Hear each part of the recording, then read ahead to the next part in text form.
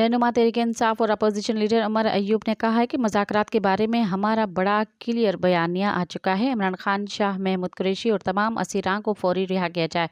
Media से गैर रस्मी गुफ्तगू करते हुए PTI रहनुमा उमर अयूब का कहना था कि 9 मई और 26 नवंबर कमीशन के बारे हुकूमत को बताया है।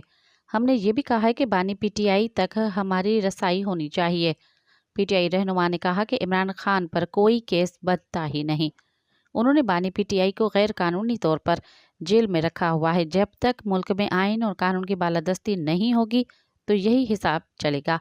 पाकिस्तान कहाँ तरक्की कर रहा है? इमरान खान कहते हैं कि आइन और कानून की बालादस्ती होनी चाहिए। ये तो बहुत दूर की बात है। यहाँ से अनाज गायब हो गया है। सर्दियों में लोड शेडिंग हो रही है। पीछे क्या रह गया है?